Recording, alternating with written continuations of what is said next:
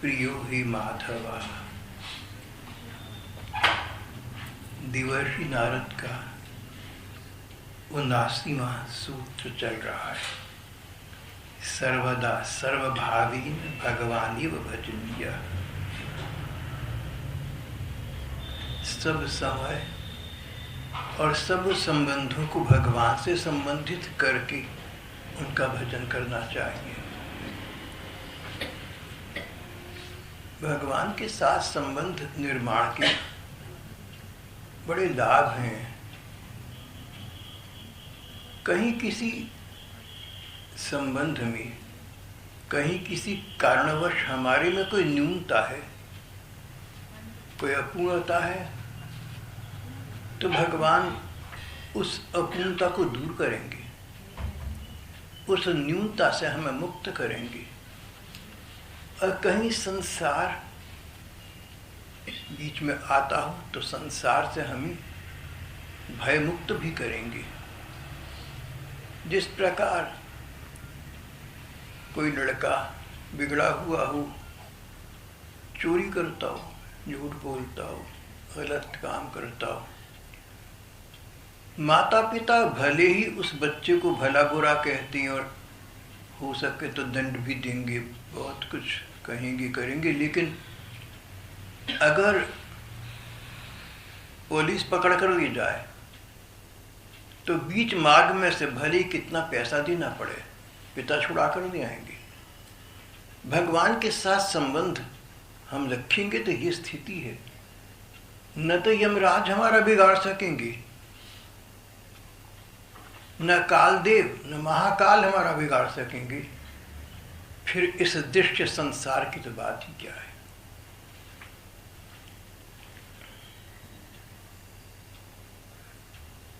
काल का राज्य सभी पर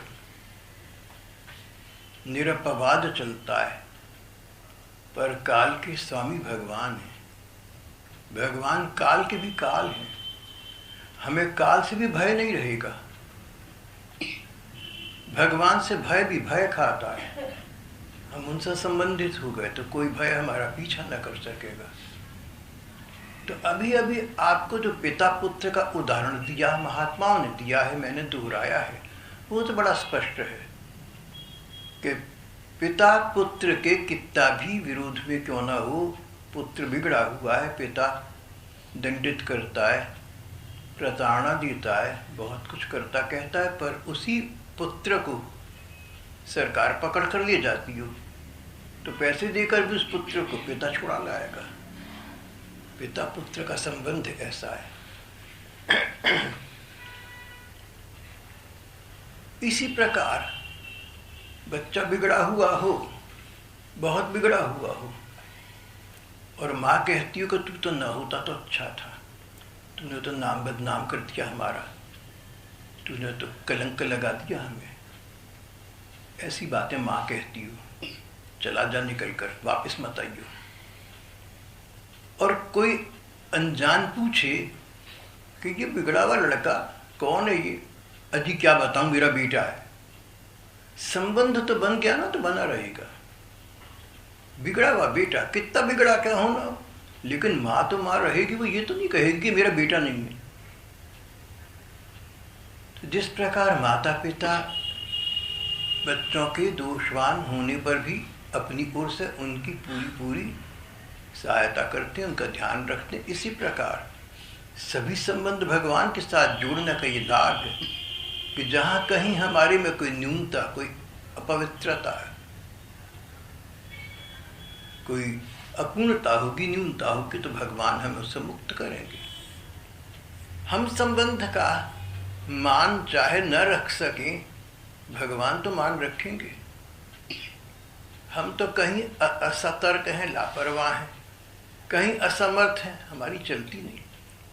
भगवान न तो असतर्क हो सकते हैं, न असमर्थ हो सकते हैं। इसलिए संसार के सब संबंध कर्तव्य पालन के रूप में करते करते भी अपने मन से अपने सब संबंध अपने ठाकुर के साथ ही संयुक्त करने उचित हैं।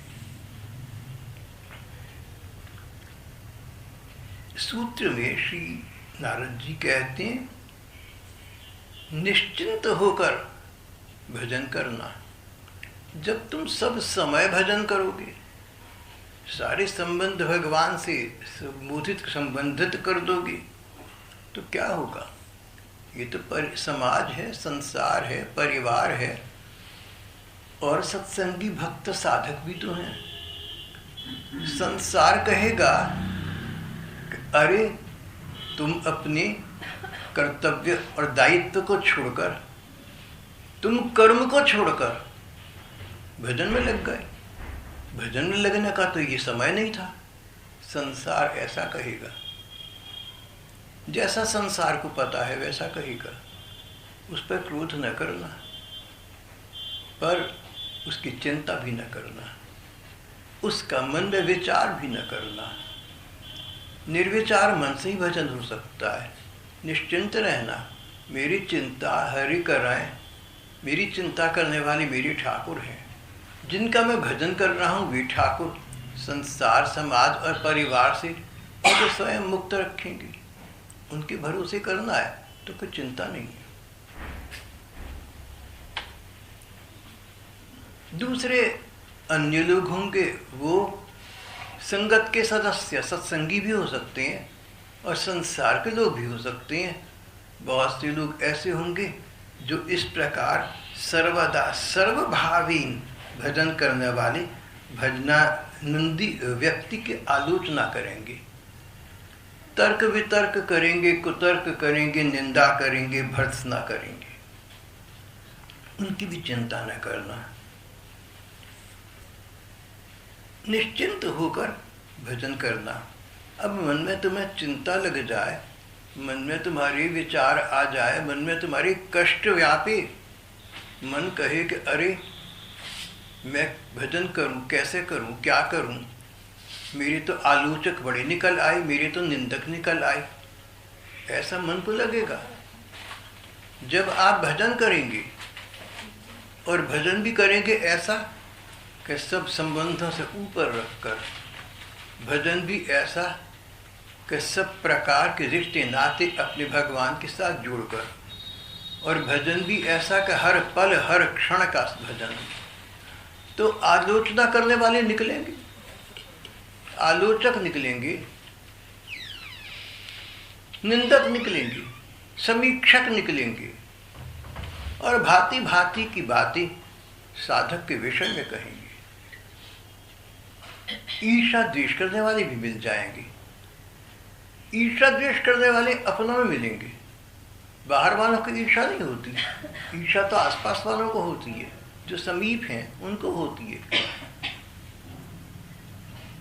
तो एक बुद्धिजीवी कहते थे, एक महात्मा कहते थे कि एक बात तुम सोचो और समझो और उसको जीवन में उतारो। ईर्ष्यालुओं के विषय में, जेलस एलिमेंट्स के बारे में उन्होंने कहा कि ईर्ष्या तुमसे कौन करेगा? जो ऐसा समझता है कि तुम उससे आगे निकल गए, वो पीछे रह गया, तभी तो ईर्ष्या हुई। अपने से छोटे वालों से तो ईर्ष्या नहीं होती। अब किसी को पैसे से ईर्ष्या होगी तो बड़े धनिक से छोटे धनिक को ईर्ष्या होगी, बड़े धनिक को छोटे से ईर्ष्या तो हो नहीं सकती। बड़े पद वाले व्यक्ति को छोटे पद वाली से ईर्ष्या तो नहीं हो सकती, अपने से बड़े पद वालों से होगी। तो एक बुद्धिजीवी विद्वान ने कहा कि जहाँ ईर्ष्या है ना तुम्हारे साथ किसी की, वहाँ अपने मन को ये संतोष तो देना कि ईर्ष्यालु व्यक्ति तुम्हें अपने से ऊंचा, अपने से बड़ा मानता है, अपने को छोटा समझ रहा है, तभी ईर्ष्या कर रहा है। तो जो व्यक्ति ईर्ष्या करता हो, जो व्यक्ति डाह रखता हो, जो मत्सर रखता हो, जो मन में आपके बारे में अगर कोई ऐसा कहीं हो जाए, तो कोई ऐसा मात्सर्य रखता हो, तो क्या करना? उस पर दया करना, क्योंकि वो अपने को तुमसे पीछे मान रहा है, वो अपने को तुमसे नीचा मान रहा है, तभी तो ईर्ष्या कर रहा है, नहीं तो करेगा नहीं। और दूसरी बात, जब पथ पर चलते हैं, मार्ग पर चलते हैं, तो जो आगे चल रहे हैं उनको देखना है हमने, जो पीछे हैं पहले ही उनको क्या देखना है। निंदक आलोचक तो पीछे होते हैं, तभी उनको ईर्ष्या होती है। जब पहले बेचारे पीछे हैं तो मुड़कर क्यों देखते हो? तुम तो अपने आगे वालों को देखो। भजनानंदी व्यक्ति को, साधक को चाहिए कि अपने से जो साधना और भजन में आगे बढ़ रहे हैं उनको देखे और उनसे प्रोत्साहन और प्रेरणा प्राप्त करके अपने पथ पर उन्नत होता रहे, अपने पथ पर आगे बढ़ता रहे। संसार से, परिवार समाज से कोई तर्क वितर्क हो तो चिंता मत करना, और संगत से, सत्संगियों से या अन्य आसपास वालों से वो लोग कोई आलोचना करें, समीक्षा करें, ईर्ष्या करें, द्वेष करें तो उनकी भी चिंता न करना। निश्चिंत होकर भजन करना। भगवान का स्मरण जब होगा तभी होगा जब मन तुम्हारा निश्चिंत है। अगर मन में चिंता है, मन में विचार है, मन में विकार है, मन में विकृति है, मन में कोई आक्रोश है, मन में उत्क्रोश है, मन में कोई रंजिश है, कोई खिंचाव है, कोई तनाव है, तो फिर मन एकाग्र तो हुआ नहीं, और एकाग्र मन के बिना तो भगवत भजन हो सकता ही नहीं। इसलिए अपने आप को शांत चित्त रखना, अपने आप को एकाग्र चित्त रखना, अपने आप को ठाकुर के प्रति संबोधित रखना, तो संसार, समाज, संगत किसी की क्या चिंता है, उसकी चिंता तो भगवान करेंगे। मेरी चिंता हरि कराएं, मम चिंते का होए। एक महात्मा ने कहा कि अगर मैं चिंता करूं भी तो चिंता ही करूंगा ना, हल तो निकलेगा नहीं। चिंता करने से हल तो निकलता नहीं, तो चिंता भगवान पर छोड़ दो, भगवान चिंताओं का स्वयं समाधान कर देंगे। एक और चिंता का विषय भजनानंदी लोगों के जीवन में ये बन जाता है कि भगवान को प्राप्त करने के लिए, भगवत प्रेम प्राप्त करना तो सभी धर्म मानती हैं, सभी धर्म ग्रंथ मानती हैं, सभी महात्मा मानती हैं, लेकिन भगवान की प्राप्ति कैसे हो इस विषय में अलग अलग मतांतर हैं, अलग अलग पथ और मार्ग हैं। एक कठिनाई है ये। अनेक मतांतर हैं, अनेक पथांतर हैं, तो तुम इन पचड़ों में मत पड़ना। कौन सा वाद है, अद्वैतवाद, द्वैतवाद, कौन सा पथ है, कौन सा संप्रदाय है, तुम इन बातों में मत पड़ना। वादों में मत पड़ना, विवादों में मत पड़ना, परिवार में बिल्कुल ना पड़ना, संप्रदायों से जहाँ तक हो सके दूर रहना। तुम्हारा सीधा नाता तुम्हारे ठाकुर के साथ है। जैसे माँ और बच्चे का सीधा नाता है, उसमें तो पिता भी क्या आएगा बेचारा। जिस प्रकार पिता का बच्चे का सीधा नाता है, बीच में कौन आ सकता है। इसी प्रकार भगवान का और हमारा आपका सीधा संबंध है। उसमें वाद क्या करेंगे, संप्रदाय क्या करेंगे, कोई क्या करेगा। जो भगवत प्रेमी संतजन भगवान के मार्ग पर चले और भगवान को प्राप्त कर लिया, वो अपने अनुभव के हिसाब से कृपा करके ये बता सकते हैं कि भैया इस मार्ग पर चलो। चलना तो हमने, इतने गुरु हुए, इतने संत हुए, इतने सिद्ध महात्मा हुए, सबने दशा दर्शन किया, सबने पथ प्रदर्शन किया। जो उस पर चले उन्होंने पा लिया, जिन्हें खोजा तिन्हें पाया, और जो चले नहीं उनके लिए कुछ भी नहीं। भगवान के और भक्त के बीच जो डायरेक्ट लिंक है, हॉटलाइन कनेक्शन है, सीधा संपर्क है, वो तो आपसदारी का है। हम ठाकुर के, ठाकुर हमारे। देवर्षि कहते हैं कि तुम किसी प्रकार के झमेले में न फंसो, किसी प्रकार के पचड़े में न पड़ो। तुम तो ये कहो कि ठाकुर मुझे तो ज्ञान नहीं है, मुझे तो भक्ति भी नहीं है, मुझे तो पता भी नहीं है, मेरे पास तो संत गुरु भी लगभग नहीं है, तो मेरे पास क्या है। एक हृदय है, वो तुम्हारे प्रति समर्पित कर दिया है। जो हम भले बुरे सो तेरे भगवान, मैं भला हूँ बुरा हूँ, जैसा हूँ तुम्हारा हूँ, और अगर मुझे दिशा दर्शन चाहिए तो तुम करो या करवाओ। अगर मुझे मार्ग बताना है तो बताओ, या किसी को नियुक्त करो, कोई मुझे बताए। सारा दायित्व भगवान पर छोड़ दिया, सारा दायित्व ठाकुर जी पर छोड़ दिया, और इस प्रकार अपना दायित्व भगवान पर छोड़कर अपने आप निश्चिंत हो गए।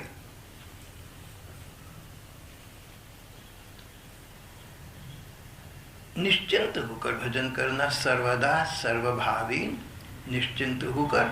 और भजन कैसा करना? भगवान नैव, एकमात्र भगवान का ही भजन करना। भजन करना, स्मरण करना, पूजना, याद करना, भगवान ही का भजन करना। इधर उधर किसी झंझट में न पड़ जाना। भगवान से तुम्हारा सीधा नाता है। तुम्हारे और ठाकुर के बीच कोई हो सकता है तो अभी अभी आपसे कहा, वो भगवत प्रेमी, वो संतजन हो सकते हैं जिन्होंने भगवान को पा लिया और अपना पाया मार्ग हमें बता सकते हैं। इसके अतिरिक्त और कोई बीच में कोई मध्य में आए तो उसकी आवश्यकता नहीं है। नारद जी कहते हैं, भगवान नैव, तुम भगवान के बनकर भगवान का भजन करना। देवी देवताओं का आश्रय लोगे तो इतना, अगर देवी देवताओं में श्रद्धा हो तो उनसे मांगना कि हे देव, हे देवी, हमें भगवान की प्राप्ति कराओ, भगवान के चरण में प्रेम प्रदान करो। देवी देवताओं को भगवान मत मान लेना, वो तो भगवान के मंत्री हैं, भगवान के मिनिस्टर हैं, भगवान के वजीर हैं। और संसार में जो राजा रईस हैं उनके भी चरणों में मत पड़ जाना। राजा लोग क्या दे देंगे, रईस लोग क्या दे देंगे जो भगवान नहीं दे सकती हैं। जब सब संबंध भगवान के साथ बना लिए तो राजाओं की चाटुकारिता करना, रईसों के आगे पीछे घूमना, इससे कुछ भी मिलने वाला नहीं है। कि सबसे अधिकारी, सबसे बड़े, सबसे उच्चस्थ तो स्वयं भगवान है। जब उनका आश्रय ले लिया तो अन्य राजा रईसों का, देवी देवताओं का आश्रय लेने का कोई कारण नहीं रहा। तो भगवान नैव, एकमात्र भगवान ही के भरोसे उनका भजन करना।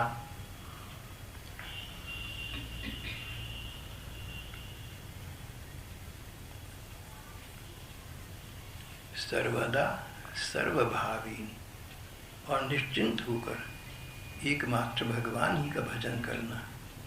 सब संबंधों से भगवान का, सब भावों से भगवान का, सबसे निश्चिंत होकर भगवान का। निश्चिंत होकर भजन करना ये बड़ा आवश्यक लगता है। निश्चिंत होकर यानी निर्विकार होकर, निर्विचार होकर।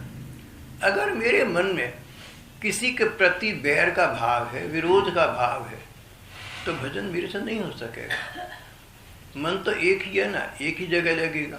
अब मैं किसी से दिल में बैर रखूं, अगर मैं बैर रखना तो बहुत खैर बड़ी और बुरी बात है। साधारण सांसारिक विचार आएंगे, अच्छे सांसारिक विचार आएंगे तो भी परमात्मा का भजन नहीं हो सकेगा।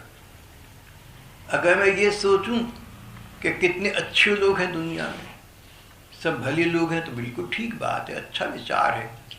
लेकिन इससे अच्छा विचार ये कि भगवान का भजन करें, भगवान का स्मरण करें। जो व्यक्ति भगवान का भजन करता है, जो भगवान का स्मरण करता है, उस व्यक्ति के मस्तिष्क की रेखाएं ऐसी बन जाती हैं, उसके हृदय की ग्रंथियां ऐसी खुल जाती हैं कि उस व्यक्ति के अस्तित्व मात्र से, उसके संसार में रहने ही से, उसके अंदर से ऐसे जीवाणु निकलते हैं, ऐसे परमाणु निकलते हैं, ऐसे जर्म्स निकलते हैं जो वातावरण को अनजाने में पवित्र कर देते हैं।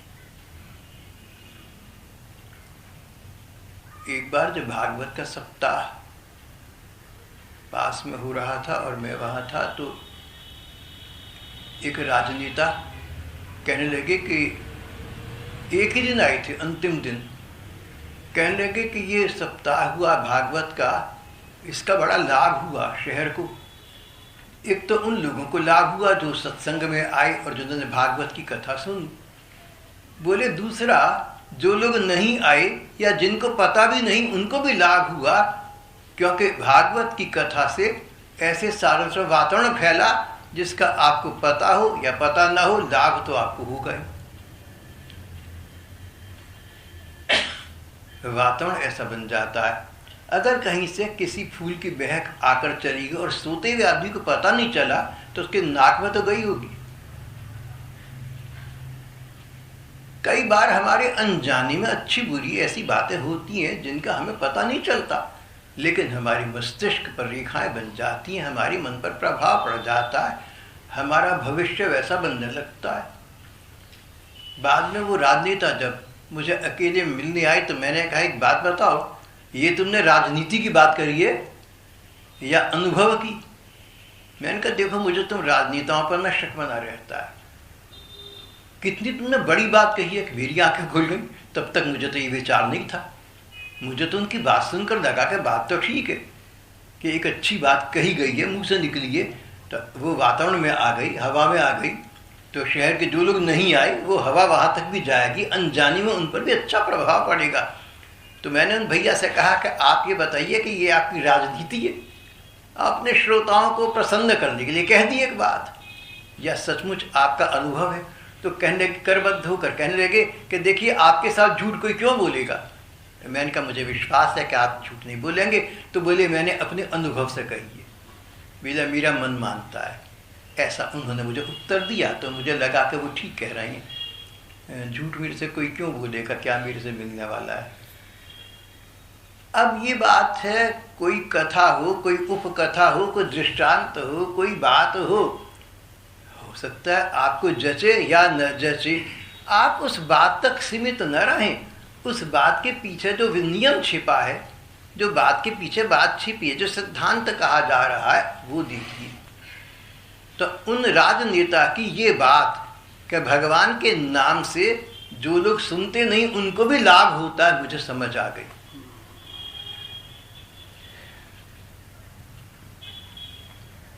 भगवान नहीं, एकमात्र भगवान का ही भजन करना। चाहे तो आप भीड़ भरे जगत में हो और चाहे आप एकांत में हो, मन में एकमात्र भगवान ही का रूप हो, तभी भजन तुरंत लाभदायी है। एकांत में हो और इधर उधर के विचार आ जाएं तो एकांत तो भंग हो गया, और भीड़ में हो और मन एकांतिक हो तो भजन हो गया। उत्तम तो ये है कि जहाँ भी हो हमारा मन एकांतिक हो, चाहे तो हम भीड़ में हो चाहे एकांत में हो, जहाँ भी हो मन भगवान में ऐसा लगाएं कि भगवान के अतिरिक्त कुछ और सूझे नहीं। भजन का तो यही अर्थ निकलता है। राजा रईसों का आश्रय मत लेना। राजा रईसों के पास वो धन नहीं है जो तुम्हारे पास नाम में प्राप्त है। नाम धन सर्वोत्तम धन है। बार बार भगवान के नाम की महिमा सभी लोग क्यों कहते? इसलिए कि नाम लेना सबके लिए आसान काम है। कोई बैठा बैठा भगवान का नाम लेता रहे, राम राम राम राम, ना पैसा खर्च हुआ और न शरीर में कोई श्रम, कोई कष्ट हुआ। नाम लेना तो इसको सबसे बड़ा धन कहा गया है। जो नाम लेता है भगवान का, शरीर चला जाए तो परलोक में भगवान उसकी रक्षा करते हैं। ये ऐसा धन है नाम धन। जिसके पल्ले नाम धन सोई सच्चे शाह। देखो गुरबाणी में कैसी बात कही है, जिसके पल्ले नाम धन सोई सच्चे शाह। तो सच्चे शाह तो तुम स्वयं हो गए अगर तुम नाम सुमिरन करते हो। फिर तुम्हें राजा रईसों की जरूरत क्यों पड़ जाएगी? मैंने से ऐसे ऐसे देखे हैं जो नाम स्मरण नहीं करते, झूठ मूठ कहते हैं मैं तो भगवान के भरोसे हूँ। तो झूठ मूठ कहे ना, करे नहीं, झूठ मूठ मैं तो भगवान के भरोसे बैठा हूँ। भगवान उसका भी सब कुछ कर देते हैं। मैं इसके आपके सामने इसका जीता जागता उदाहरण। कभी नाम जप नहीं करता, कभी रूप का ध्यान नहीं करता, लीला चिंतन नहीं, प्रार्थना नहीं, गंगा स्नान तो खैर बहुत दूर की बात है, तीर्थ नहीं, संत नहीं, सेवा नहीं, सहायता, कुछ जीरो। लेकिन देखिए भगवान को, उनको पता है कि इसकी मैं रक्षा नहीं करूंगा तो मैं स्वयं बदनाम हो जाऊंगा, क्योंकि लोगों में फैल गया कि भाई साहब ठाकुर जी की हैं। अब गलत ठीक फैल गया। तो इस मेरे इस नाम को जो आप लोगों में फैल गया है, इसको बरकरार रखने के लिए, अपनी आबरू बचाने के लिए भगवान मेरी रक्षा करते हैं, सेवा करते हैं, सहायता करते हैं। देखिए क्या भगवान की विकट विचित्र स्थिति है। एक स्थान पर कुछ छप रहा था मामला, तो संस्थापक लोग लिखने लगे भगवान के बड़े प्रेमी पहले लिखते थे परम श्रद्धेय भाई साहब, मैंने कहा ऐसा मत लिखो, तो कहने के ठीक है हम नहीं लिखेंगे, प्रभु प्रेमी, भगवत प्रेमी, कुछ ऐसा लिख रहे थे। मैंने कहा ऐसा मत लिखो, भगवत प्रेमी मत, प्रेम तो हम करते नहीं भगवान को, प्रेम तो अपनी से नहीं कर पाए, भगवान से क्या करेंगे। तो कहने के फिर क्या लिखें, मैंने कहा तुम लिख दो प्रभु प्रिय।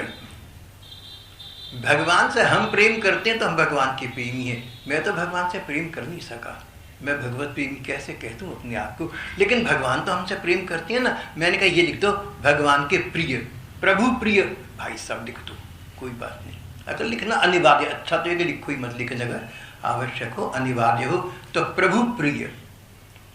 देखो भगवत प्रेमी होना बड़ा कठिन है, और भगवत प्रेमी संसार में बहुत हैं, लेकिन ऐसी स्थिति होना कि आप भगवान को प्रेम करें न करें, भगवान आपको प्रेम करती हैं, ये विलक्षणता, देखिए ये गुण हो गया।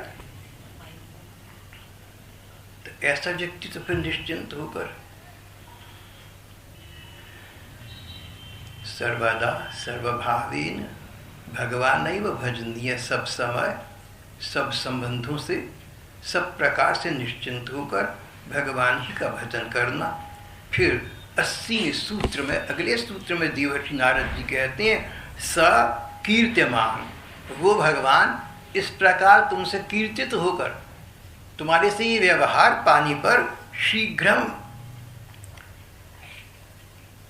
आविर्भवति अनुभायन्ति च भक्तान, तुम्हारे द्वारा कीर्तित होने पर वे भगवान, जैसा नारद जी ने कहा, अगर वैसा भजन करोगे तो प्रसन्न होकर वे भगवान प्रकट हो जाएंगे, और केवल प्रकट नहीं होंगे, अपना तुम्हें अनुभव ही कराएंगे। प्रकट होना, प्रकट होने का अर्थ ये, प्रकट होना जानते हैं ना आप, जैसे कभी कभी गर्मी के मौसम में हम कहते हैं कि अरे देखो हवा नहीं चल रही, एक पत्ता भी तो नहीं हिल रहा, और होता है पत्ता भी नहीं हिल रहा होता है, तो हवा तो नहीं होती। लेकिन बिल्कुल ना हो ऐसा भी नहीं हो सकता, अगर हवा बिल्कुल ना हो तो श्वास रुक जाए।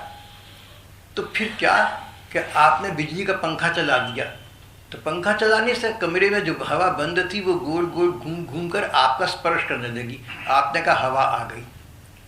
महात्मा कहती हैं कि जैसे जब आप ये कहें कि आज तो हवा बिल्कुल भी नहीं है, बूंद भर हवा नहीं है, चुल्लू भर हवा नहीं है,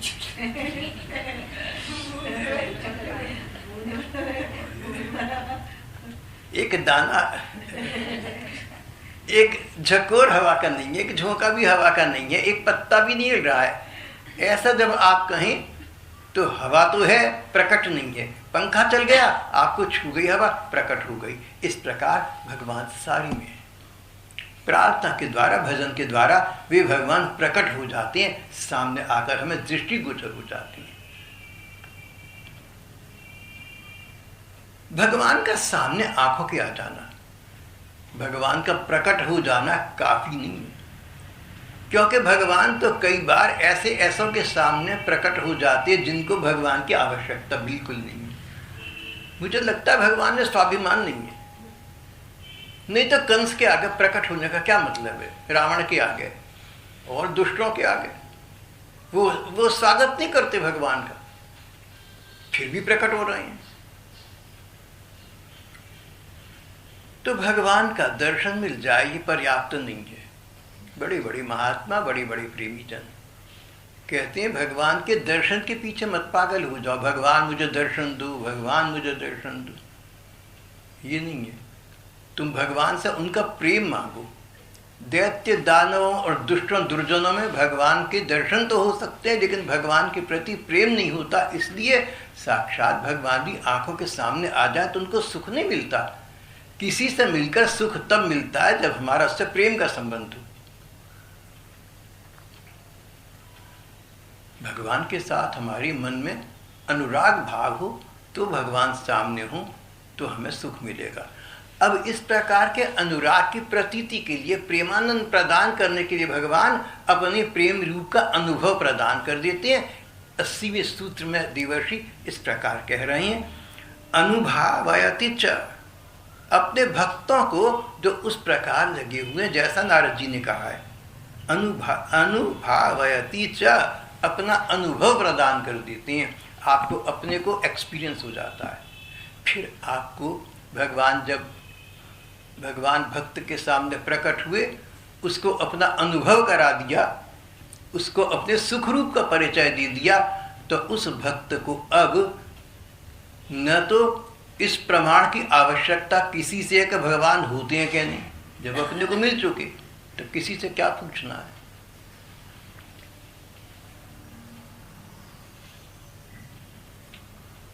न तो इस प्रकार के भगवत प्रेम प्राप्त भक्त को किसी से पूछना पड़ता है कि भगवान हैं कि नहीं, भगवान कैसे हैं, क्या हैं।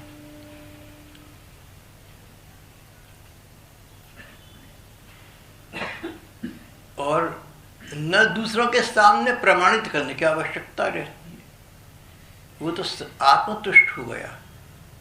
जैसे भिन भिनाने के बाद मक्खी को शहद मिल गया, गुड़ मिल गया तो उस पर बैठ गई, शांत हो गई, तृप्त हो गई। तृप्तो भवति, तुष्टो भवति, आत्मा रामो भवति। सब शांत हो गया, मन एकाग्र हो गया। भगवान इस प्रकार का अपना अनुभव प्रदान कर देती हैं। भगवान अनुभव कैसा प्रदान करते हैं? जैसा भक्त का स्तर हो, जैसी भक्त की इच्छा हो, भगवान वैसा अपना अनुभव भक्त को प्रदान करते हैं। भक्त की स्थिति देख लेते हैं, जैसा उसको लगे वैसा थोड़ा कर देते हैं। अलग अलग भक्तों को अलग अलग प्रकार के अनुभव होते हैं। कोई कहे कि भगवान निराकार है तो भगवान ज्योति या प्रकाश के रूप में उसको अपना अनुभव प्रदान कर देंगे। कोई कहे कि मेरे गुरुजी भगवान है, अगर सच्चा हो ऐसा कहने में तो गुरु के रूप में भगवान दर्शन प्रदान कर देंगे। कोई कहे कि राम जी या कृष्ण मेरे भगवान है तो कृष्ण भगवान, राम भगवान, कृष्णस्तु भगवान स्वयं, वो उसके सामने प्रकट उसी रूप में हो जाएंगे।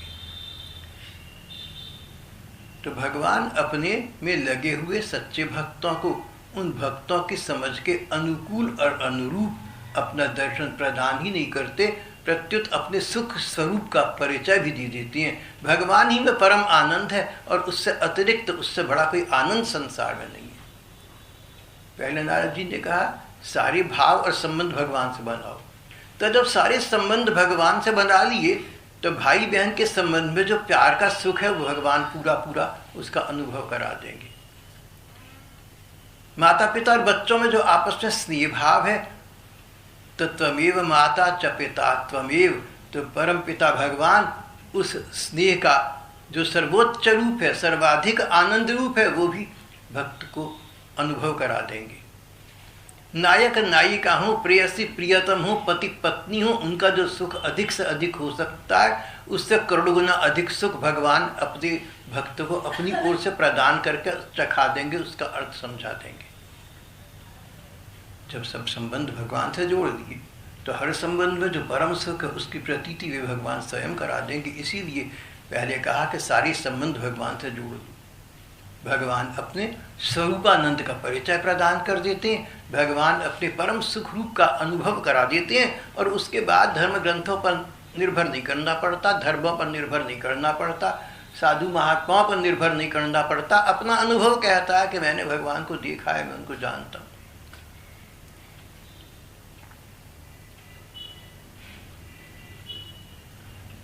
भगवान प्रकट हो जाते हैं, भक्तों को अपना अनुभव करा देते हैं। भगवान को कहीं से आना जाना नहीं पड़ता, भगवान तो सारी में। ईशावास्यमिदं सर्वं यत्किंच जगत्याम जगत। भगवान नाम की सत्ता, परमात्म सत्ता सारे ब्रह्मांड में व्याप्त है, अणु अणु में है, जीव मात्र में, सारे में है। तो जिस प्रकार अगर हवा न चल रही हो और पंखा आप चलाएं तो आपको हवा कहीं से इंपोर्ट नहीं करनी पड़ती, जो कमरे में थी वही आपको झोंके देने लगती है, वही आपको स्पर्श करने लगती है। इसी प्रकार व्यापक सर्वव्यापक भगवान, जहाँ हम उनका स्मरण भजन करते हैं वहीं पर उसी समय प्रकट होकर अपनी सानिध्य की प्रतीति करा देती है। सारी बात एक स्थान पर आकर ठहरती है, निर्मल मन से भगवान का भजन करना है। निर्वैर, निर्मल निर्वैर, मन में कोई संकोच न रखना, कोई विकृति न रखना, किसी के बारे में कोई रंजिश न रखना। अपने मन को निर्मल निर्विचार करके जब भगवान का एकांतिक भजन किया जाता है, उस भजन के पारितोषिक स्वरूप इनाम देने के तौर पर भगवान न केवल व्यक्ति के सामने प्रकट हो जाते हैं बल्कि अपने परम सुख का उसे अनुभवी स्वयं आनंद प्रदान कर देते हैं। अब उस भक्त को आगे किसी पर निर्भर नहीं करना पड़ता। भक्ति भाव के लिए, भगवत प्रेम के लिए भी उसको स्वयं भगवान ही पर्याप्त रहते हैं। नारद जी कहते हैं कि ये जीवन का चरम साध्य है, यही ये साधना, यही साध्य, यही परम तत्व है, यही सत्य है। इसी का प्राप्त करना जीवन का चरम लक्ष्य है। तो देव साध्यता यही सिद्धि है, इसी को प्राप्त करो। कृष्ण